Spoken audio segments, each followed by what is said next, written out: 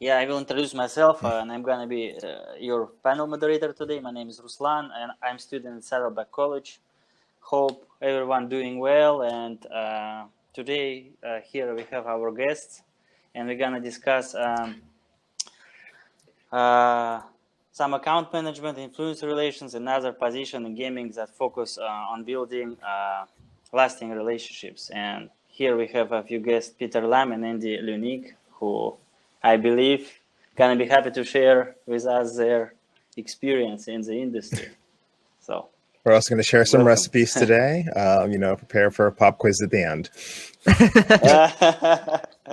That's always lovely. Yes. So I guess we can start from questions. If you feel free if you want to introduce yourself and can give us short review of your journey, where and what did you study, a quick run through of work history, etc. That sounds good. Peter, fire away. So, all right, cool. Thank you. So I'm Peter Lamb. Nice to meet everybody. I've been gaming since I was 2 years old, starting with the Sega Genesis. And I got into esports and gaming, or at least doing work in there during college, probably like a lot of other people here. So I went to the Rochester Institute of Technology. That's in upstate New York. And there is where I ran a bunch of tournaments. I helped start up RIT Esports, which is now the esports organization that represents RIT.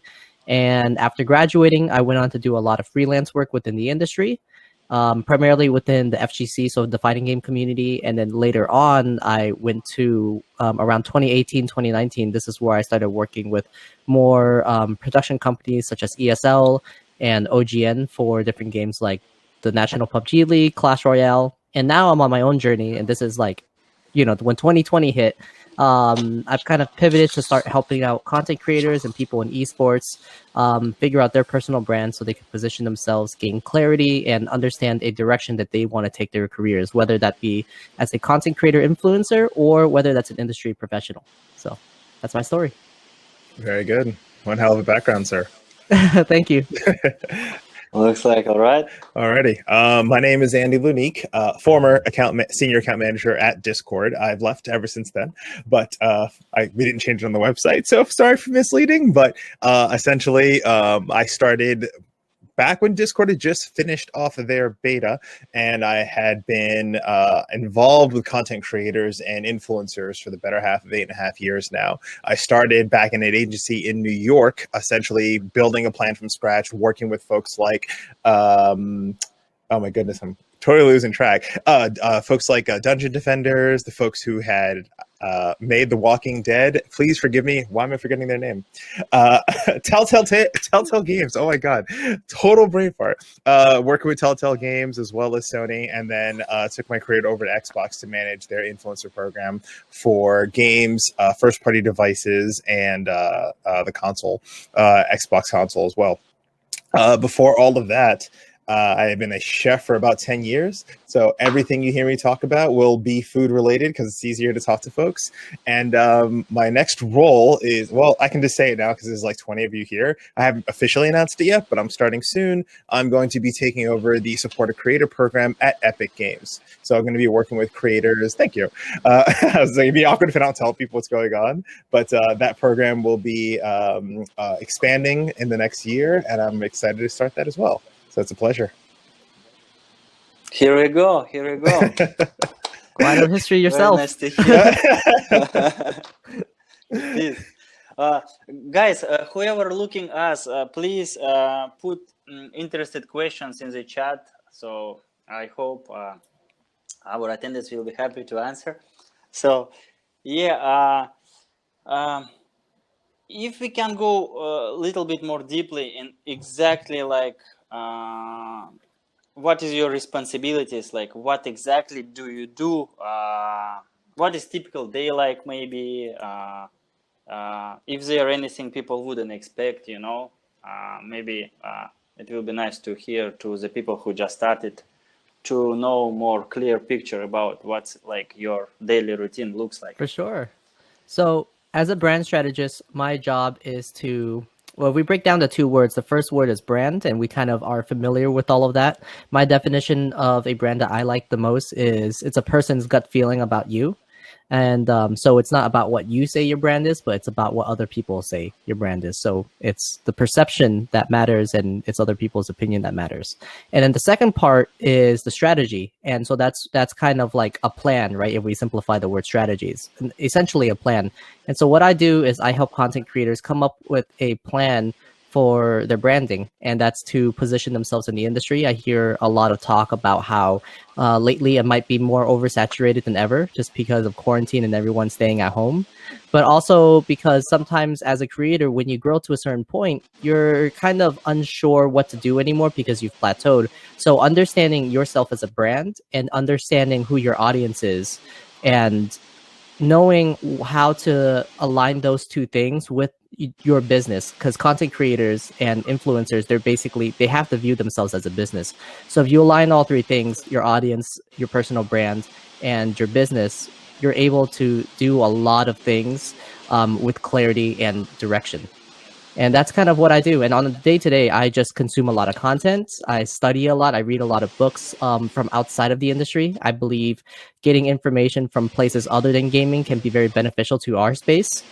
And I do a lot of ideating with my partner too, which is pretty much brainstorming. And we're just coming up with different ways to help out creators, different ways to reach them, and constantly updating our information, knowledge, and viewpoint of what their needs are. Because ultimately, at the end of the day, we're here to serve creators. And on the flip side, it's the students too who are interested in growing their personal brand to find a place within the industry. That's very great to hear. Looks like Andy like cutting off, I guess, over there. Let me double check. Yeah, there's a Q&A, please. Oh, right Can there. you guys still hear me? Yes, we can hear you. Oh, okay. Yes, It looks you're like back. video is dead for now, so forgive me. I would love to try to fix it while we're talking, so I will do the best I can. We have that beautiful pancake to look at, so no worries. I mean, it's on brand, so just assume I'm speaking to you from a kitchen. But I guess to answer the question about the day-to-day, and I really appreciate your answer, Peter. I think people like you are very necessary in this industry. So many people need guidance on their branding. It's invaluable, so please never stop. Thank you so much. My role has been over the years to assist game developers in understanding how to work with content creators and influencers.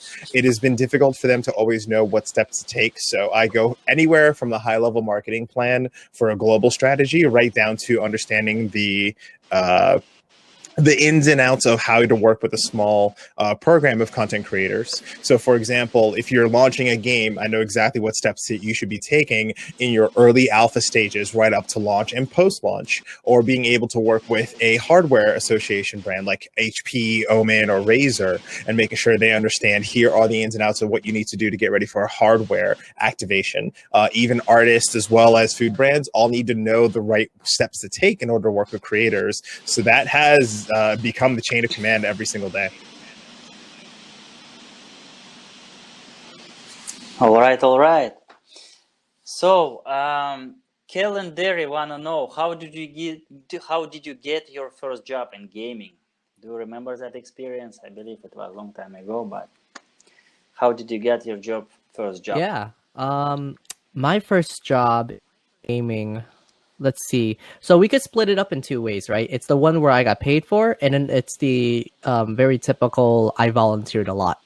And so straight out of college, and I'm not going to include college in that, I was looking for a position. I was looking for somewhere in esports to work in. And this was during a time where I didn't realize, I didn't understand what I wanted to do yet. You know, one of the things that is amazing about working in the collegiate esports space is that you learn to do a lot of things. But one of the downfalls is that because you've become the jack of all trades, you're also the master of none.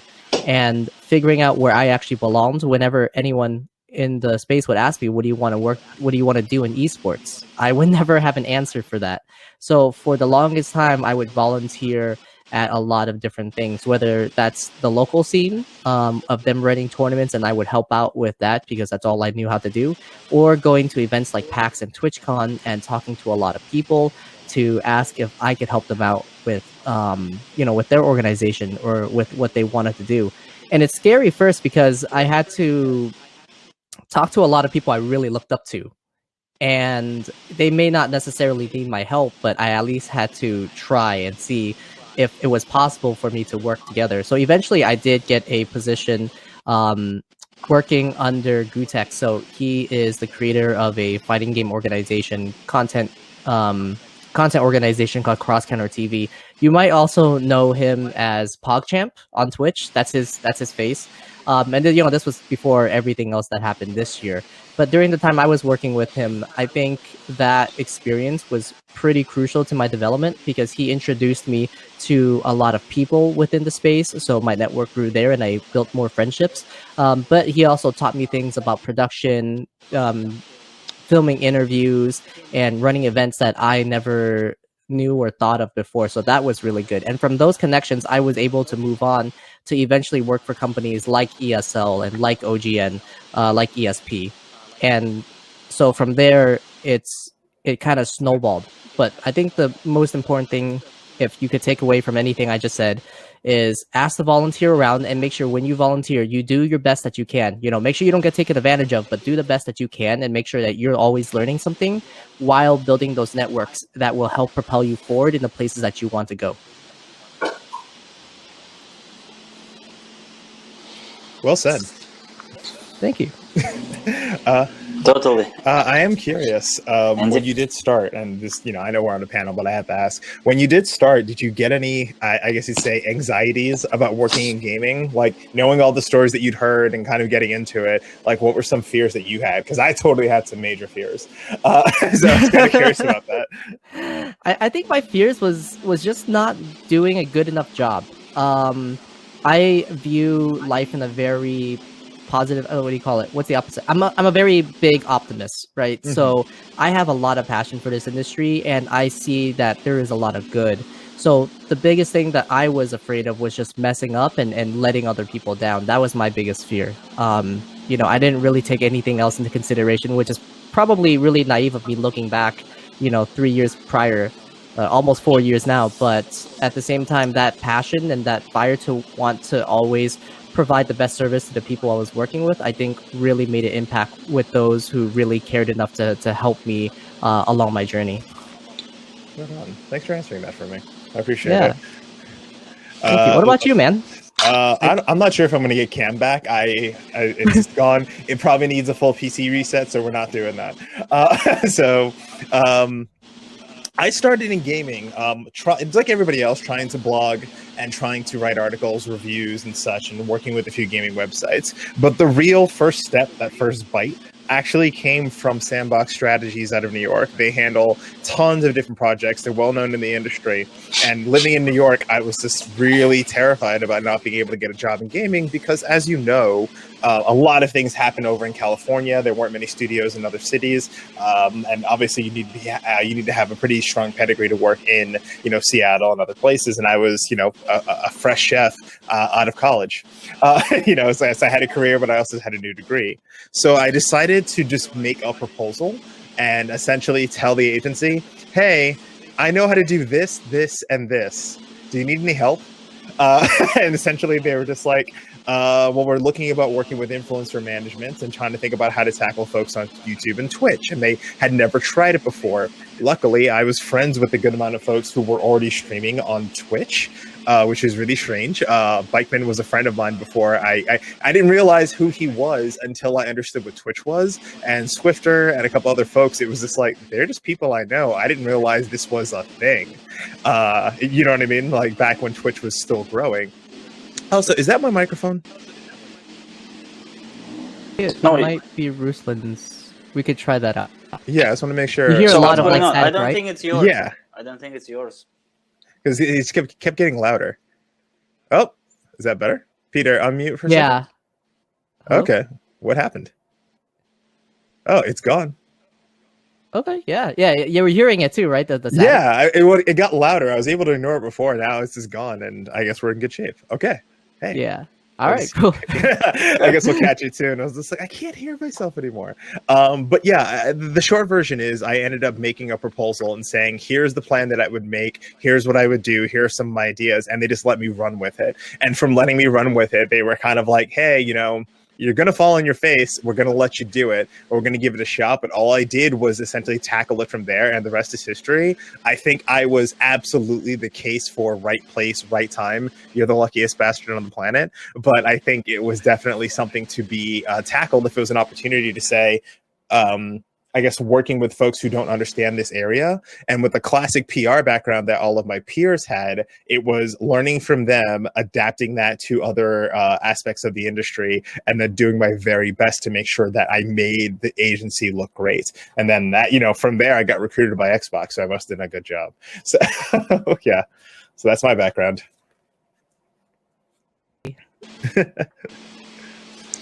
Seems like intensive, start career, guys. It's great to hear. It's always interesting to hear somebody's experience, Oh yeah, you can start in this industry in strange ways, and I know you can't see my face right now. I'm being very, very animated, but how people start. You should probably listen to that story from anybody else you know. No one, in my experience, has had a pretty typical start. Even programmers and engineers, they have done wildly different things, and the industry appreciates it because third-party experience trumps being able to hone in on one dedicated field. So artists who've dabbled in all types of artwork before, or engineers who maybe worked on cars, or again, a former chef, they have perspective that you don't really get from the, just only focusing on games. And that, when people talk about diversity in games, they're talking about that too. Like, we're not just talking about, the color of your skin or your background or your gender. It's just like,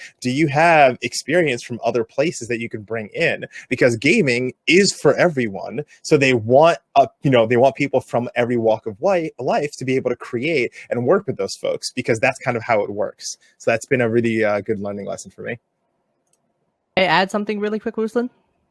No, you can't talk here on this panel. Because I know there were some questions, so I just want to be respectful of the time. That's the point. Please share.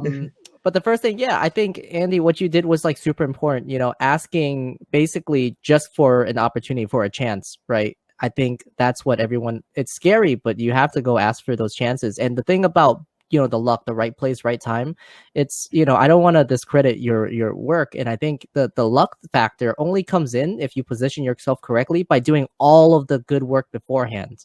Luck doesn't happen by sitting in a room and doing nothing. Luck comes when you put in the work, and that's the only time when you are able to be in the right place in the right time. So it was all you that got you those positions. Right on. So,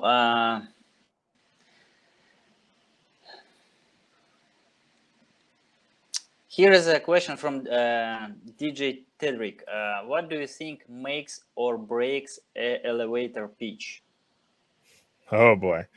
You mind if I jump in on this one? If you remember. Yes, of course. Okay. This is actually a more recent piece of feedback I have for everybody on the elevator pitch. You really got to know when to pitch and then when to stop pitching.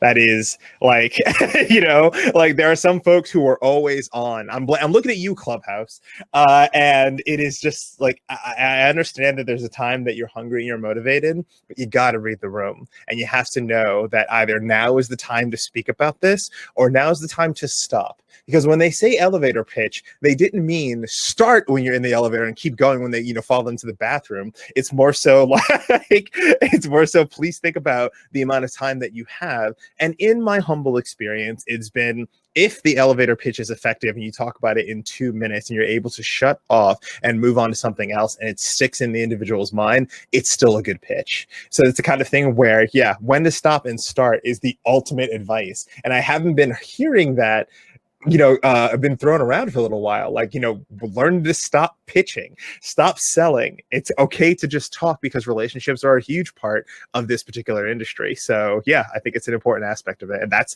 all I have to say about that. Cool. And for I agree with everything you said, Andy. And for pitching, I think a really good thing to take into consideration is the elevator pitch is not an invitation for you to spam other people. Just like online, you wouldn't do that in real life, right? And so I only do, I guess you could call it an elevator pitch, but I think of it more like an introduction to myself is when other people ask me, right? When they ask, what do you do?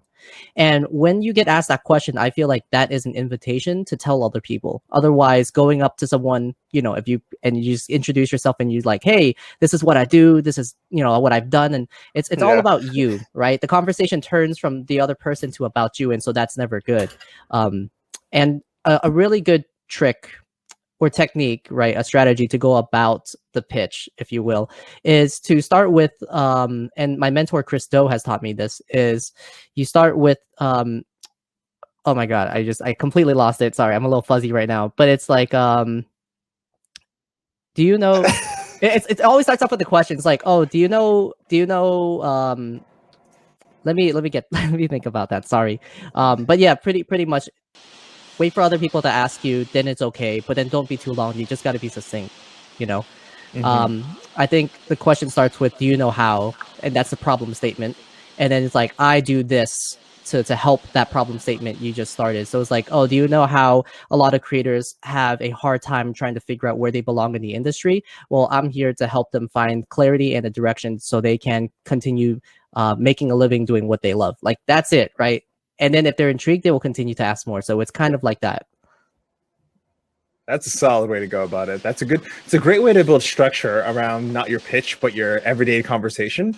Many ways you may not know that you are pitching, and being able to tackle your value of discussion with anybody, you might find yourself impacting folks in a great way. I think it's pretty awesome. That's a great way to build it. I like that structure.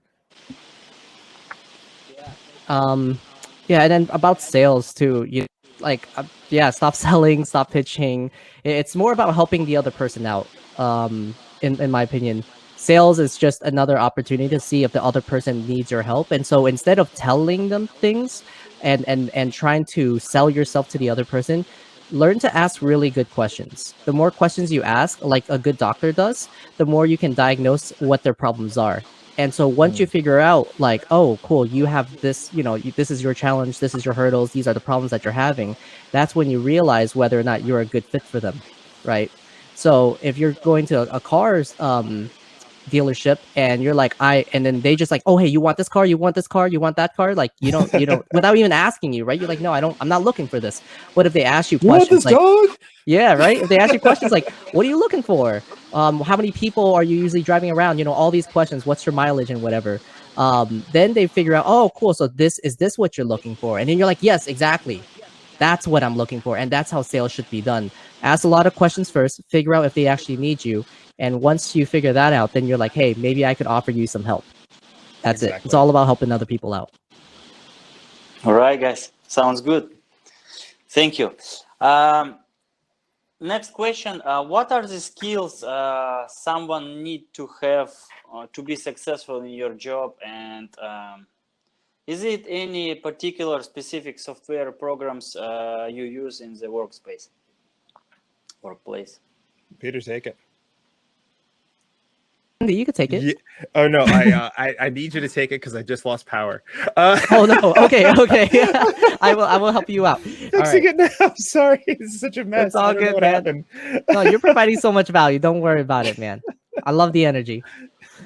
Okay. So cool. So let me see what skills. I think. Oh my God, this is gonna be so cliche, but I really think this is important, and it's empathy, right? Understanding other people, knowing how they feel, and treating other people like people, not just opportunities. Having empathy for other people allows you to get so much work done, whether you're a brand strategist like me, which takes a lot of energy to talk and facilitate a discussion to understand what their problems are, exactly like what I was talking about last time. But not only that, is just to understand the industry, the community, and figure out exactly what does everybody need, right? And so having empathy, having that awareness, and being able to ask good questions, like I mentioned before, is so important to, I think, any position. And if I could recommend a book, I would really recommend I will figure that out. Shit. I'm sorry. Like the vaccine is just messing It with me right always now. happens with me. But yeah, there's a book. I think it's called the coaching. Oh, it's called the Coaching Habit by Michael Bunye Stanier. His last name's hard to pronounce. But the Coaching Habit, say less, ask more, and change the way you lead forever. That's a really good book. I recommend anyone read if they want to learn how to ask better questions to help other people out. And in terms of software, I like using Notion. Notion is really good for organizing all my thoughts and documents. I've used Evernote. You might like Notion. It's just check it out. It's hard to explain, but it's a place where you could really work on everything together. And in terms of the physical space, a whiteboard. I love working on the whiteboard ever since college, and so I bought a big rolling whiteboard for myself so I could brainstorm, and it really helps me think. I cannot stress how important the whiteboard is. It helps so much to just like have the brain dumps, and you're just like, I have this idea in my head, I want to get this done, or just kind of getting your workflow down. Godsend. That is fantastic. I know we're supposed to be talking about skills, but I'm just like, yes, whiteboard. I have two. So that's awesome. Sorry, I got excited hearing that. Am my audio good still, by the way? Okay, good. I think we just need to. I'm going to power through and blame my computer later. So I guess I want to make sure I answer the question fully. The skills that you need for the work that we do, is that correct? Yes. Very good. I would say for, I guess, the work that I do in being able to speak on a marketing level, it is understanding everyone's roles, responsibilities, and having a scope. Understanding the overlay, looking at sit rep if you're more of a military vibe, where you have to understand as best to your ability what the other experience is like for all the other individuals on your team, and having, I guess you'd say, a surface level empathy for the person you're working with.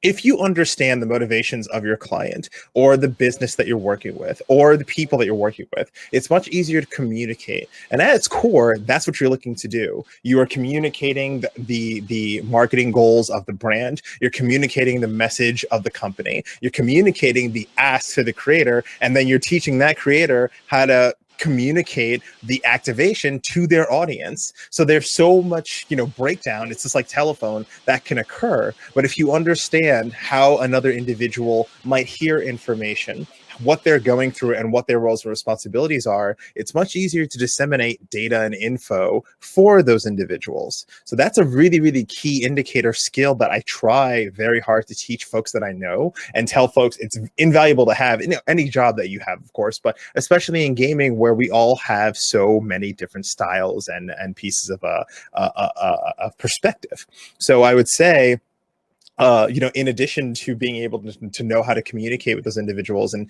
see what it's like to walk a mile in their shoes, after that, it's cliche. Everyone says, oh, be organized, make sure you know everything else, what's going on, but over communicate. That's also another skill where if you think somebody knows something, they probably don't. So it never hurts to recap an email, to say, hey, the last thing we talked about was X, Y, and Z. Is that, are we still on the same page? Always checking in. It never hurts, because just to make sure this is what we talked about. Are we still speaking the same language? Awesome. You can even do so in those 5-minute syncs of we're talking about this and we're staying on track. Such a helpful skill to have. You'll have less breakdowns in what you're trying to do. And of course, if you find yourself in those moments where you're unsure about the work, you're maybe demotivated by it, being able to realign with the goal and recognizing where you fit, that has been a personal problem of mine several times, where I'm just like, what am I still doing here? What is the plan? What is going on? Being able to just get realigned with the head of the ship, so to speak, and know, oh, okay, no, I fit here, and here's how my work impacts everything else that goes on. Just that reminder helps you so much. And actually, I can even extend this advice to content creators themselves and influencers, where remember why you started this channel. What are you trying to do? Who are you trying to help? Like, plaster that shit on your wall. You know what I mean? Literally paint it on, not a poster, not a post-it. Make it really loud and just remind yourself why you're there. It does become a mantra. I believe in those. They're very important. Whether you want to tackle mantras or prayer or meditation, I do believe that if you're just reminded of the goal you set out to do, it's much easier to keep on doing the day-to-day work. Because in the grand scheme of things, if you're working on something for 6 months, you will absolutely get lost a few times. But if you remember where true north is, that really helps a lot. I think just one thing really quick. If you guys noticed, everything that Andy and I have talked about, it's all soft skills. Majority of it is all soft skills. And that's one of the most important things, because hard skills you could learn from job to job, and they'll require you to learn like tools and software and whatnot. And you could always learn those once you get those positions. But the soft skills are the ones that will carry you throughout any job that you have, and also throughout life. Mm-hmm. All right. Next question for one of you. What are some best practices when maintaining a relationship with clients? As somebody who's had to manage at one time a portfolio of 1,400 people and then another portfolio of around 300 people, best practices with managing clients is that they always want to know what's going on, right? And they always want the insider information. I don't know why, even if it has no benefit to them whatsoever, they always want to know what's going on. So again, going back to over communicate with them is great. One important piece of advice that I don't hear other individuals give, one really good skill to align with your entire work with any account management or clients, is to try very hard to have a scheduled touch point, right? Like, in other words, like, I'm going to talk to this person, on this day every single month, and you can like put a little pin on the calendar of when you're going to talk to those individuals, so they always know. And you don't have to have a standing meeting. It's different from the standing meeting. Like, you are always going to have meetings, but people hate meetings. But it's to check in to say, hey, how are things? How's the business going? How are things on the relationship side, personal side? You don't need to need to be friends with everybody, but have a touch point that isn't just a regular check-in meeting. And it doesn't feel like work every single time. Every client that you have will appreciate the fact that you're checking in outside of the thing that you put on the calendar in which you're required to do work. Just double checking on some of the biggest wins that they've had. If you've caught them in the news or on social, sending them a quick note. Those touch points matter so much, because then you're consistent in their relationships, and it is not where it's not an easy place to go wrong, where they always have you top of mind. So I felt like it's actually a really good way to go about it. Next question gonna be for Peter. What life, work, or educational experience help you the most in pursuing your career? Did you say? Can you repeat the questions just so I can understand? What life, work, educational experience helped you most in pursuing your career? What helped you most? So, I think in terms of education, I think I may be one of like a pretty bad person to ask about.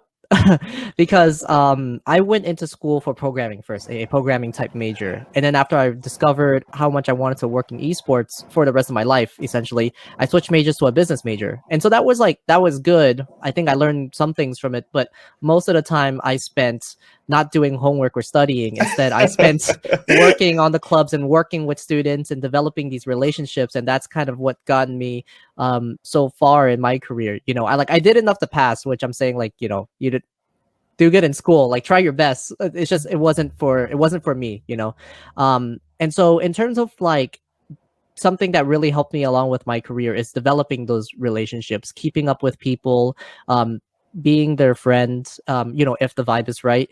And so whether it's a personal or professional relationship, keeping up with them and actually caring about the other person helps out a lot. And then those Sean asked, like, with how important soft skills are, how do you exhibit those soft skills to a potential employer past a resume or cover letter? I think this is like where you do a little bit of outreach. You message them on LinkedIn or Twitter and you say, hey, nice to meet you. I'm this person. I want to learn a little bit more about what you do, about your career path. And I'm just a person just out here trying to learn as best as I can so I can serve this industry, as best as I can. And just that little act of like, hey, I want to learn and I just want to meet you and talk to you for like a little bit, I think goes a long way in one, having people know like that you exist, but two, that you can develop these relationships through the conversations that you have with people over time. And I think that's one of the most important things, because I never just want to have a relationship with a person just for work. I don't want it to be very robotic in a way, because I think the best work comes from people who collaborate that get along very well and know each other. Yeah. And so they can cover each other's like strengths and weaknesses. Hard agree there. All right. We have a question in the chat from DDK. The plan for marketing in my project has been find the audience and then interact with them. So question is, what techniques do you use to find your audience and to interact with them? Whoever. Andy, yep. When it comes to audience, it is all about making sure you understand your demographics and who you're trying to speak to. There are so many tools in order to find your audience that you can use that are free. And when we're talking about finding your audience, you can dabble in the social media space and look at demographics, you know, age 18 to whatever, male, female, and being able to see what goes on. But I think a big piece of that is understanding where they hang out. Like, you can identify as many people as they are, but you want to know where they congregate. What do they do online? Where do they get together? Where are some of those individuals getting their information from? And learn how to impact those folks. It's how marketing works on a really on a basic level, but it's why, you know, for example, why Discord is so popular, because, you know, I can find anime fans by typing in the word anime, but now I can disseminate that information across variables that I didn't have access to, where I want to speak to those folks who like this type of show, that type of show. And then if I want to talk to sports fanatics, there are plenty of ways to find them. Well, what's most important is understanding how they like to hang out with each other. So that's a great way to find audience. If we're talking about being a bit more nitty-gritty about using data to attack those markets, well, we have to have a bigger conversation, you know, because you're going to have to spend a little money. But if there's a clarification on what kind of audience you're talking about and what you're looking to do, I'm happy to answer that. But I would say being able to look at that root explanation should really help you find any audience you're looking for, regardless of the genre that you might be looking for them in. I also jump on to tackle it. Sure. All right. So in terms of how I decide to find my audience, I think demographics is an important thing that people consider. But there's another type of graphic that people don't really think about a lot, and that's the psychographics. Right. The first thing when you're trying to look for an audience is like, who am I trying to look for, first of all? And getting that baseline of understanding of who they are. Let's just say anime fans who play video games. It's like, okay, cool. But then you have to go deeper, right? Like, what brands do they buy? What are their beliefs and values? What do they, you know, where do they like to shop? And also, like, what are their hobbies? Understanding that will help you start like targeting getting the target a lot closer to where you want to be. I know there are a lot of like software out there and analytics that can really help you out if you have those already. But then just understanding it's like, hey, okay, cool. So what kind of games do they play that you're trying to reach? Oh, those anime fans, they like playing fighting games. What kind of fighting games? And you go deeper. And then once you understand, okay, cool, these are, you know, this is what they value, this is what they like, these are their hobbies, this is their age group, then you're like, oh, cool, then these people are most likely to hang out on Twitter, right? Whereas if you're talking about people who value photos and videos, you know, and maybe like modeling and stuff like that, then you might be able to look on Instagram. So deducing who those people are and looking into things such as psychographics along with demographics will really help you figure out what platforms are they on if you're trying to look for a platform specific group. Or if, like, you know, in real life, you kind of know where to find the people hanging out at different stores, right? Different people hang out at different parts of the mall, if you will. I know we haven't been to a mall in a while, but I know. I was like, what mall are you going to?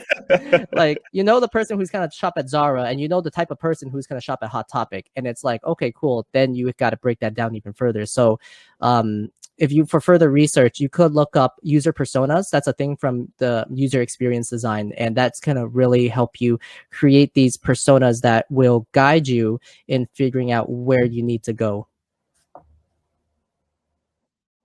Next question from the chat, back to the soft skills, from Sean Q.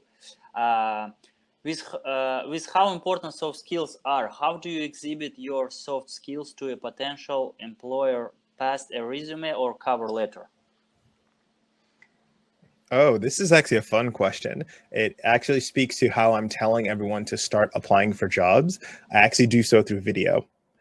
I am telling a lot of individuals that it is getting harder to sell yourself with these remote jobs, and waiting for the first touch engagement to be a one-on-one interview is actually a bad idea. I've noticed that a lot of folks who are easily I don't want to say easy to be in front of the camera, but are able to present themselves in a manner that lets them be expressive is important. So I'm not saying be a YouTuber and be like, what's up, guys? Check it out. I'm not saying that, but having a video presence or a video cover letter is actually a powerful, game-changing, elevating you past others tool, and something that I really would consider, because then all of a sudden you have an opportunity to feature some of those soft skills that you don't recognize that you're doing in your body language, in your grammar, in everything that you're doing. So I think actually being able to exhibit that through video on your cover letters is powerful. And man, this could be an unlisted YouTube link. The whole world doesn't need to see what you're trying to say, but it does take you leaps and bounds above other people who are just probably copy cover letters and resumes in different areas. And nowadays, with so many opportunities available, you have to stand out, but you have to stand out in a way that doesn't betray who you are as an individual.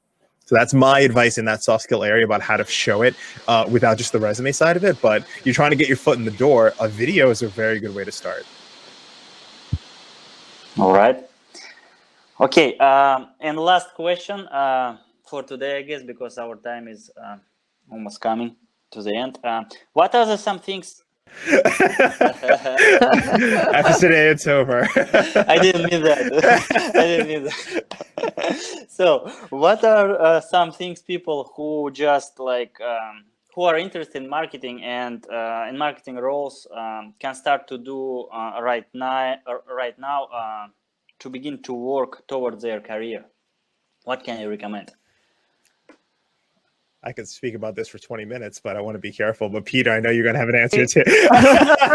We should have led with very this. passionate about like talking on the subject, so this is a great panel. Yeah, I want to make sure I move as quickly as possible through this. So I'll just go first just to make sure I cut myself off. But I started my career at, I guess you say, as at a pivot of the industry. I started my career back when the PlayStation 4 and the Xbox One launched. The Twitch button was on the console. And at that time, and being able to share video, it was still kind of like, well, this is still new and it's still niche. You didn't have live streams with thousands of people watching. You didn't have live streams with like, a million people viewing in. You didn't share video the same way. It was still almost hobbyist. People weren't monetizing the way they are today. It was still on the rise. It was like, okay, you could make some money, but you weren't well known. And YouTube, while being very common for folks, it wasn't what it is now. That was a paradigm shift for us. And that was kind of where I understood that I had to teach all of my peers how to change. We are now in another paradigm shift where how content works and what we're doing is evolving. And I also have to evolve with it and make sure we're paying attention to not only how trends have been adjusting for the folks who started 8 years ago, age 25 to 30, but now I need to pay attention to my little nephew and my cousins who were 9 and 10 when I started and are now teenagers and are setting the tone for how they play games. The trends will follow them. Like, yes, I'm going to get my games in my 35-year-old ass, but we have to pay attention to how they play, how they commune, how they adapt, because how we market to those individuals will not be the same of how we're marketed to. So you need to be very crystal clear on market trends and paying attention to what's shifting and learn how to ride that wave. Don't do what press and editorial and magazine did. They try to fight the wave. They try to tried to say, we know magazine's important. This video stuff's gonna die. It's just like, and you died along with them. Looking at you, Game Informer. So and I'm not trying to knock them down, but listen, like you pushed against it. Other folks who leaned into it have survived. So you have to learn to pay attention to what's going on now and lean into it. Probably the best advice I can give you for any industry, but gaming moves faster than others. So pay very close attention to how that's shifting. All right. Thank you for the answer. Peter, go for it.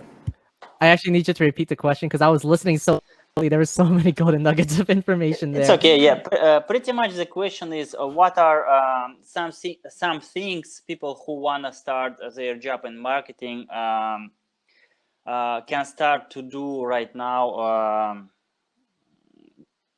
today to begin towards to their career? So I think just to like be very quick with this is understand that marketing is not pushing stuff in people's faces all the time just for the sake of building awareness, right? Yes, building awareness is part of it, but it has to be intentional and it has to be in a way that helps other people. So you got to wrap your mind around the good side of marketing, because I know sometimes marketing has a very bad rep, and knowing how to get that shift in mindset is super important. So I would just recommend one book to read by a gentleman named Seth Godin.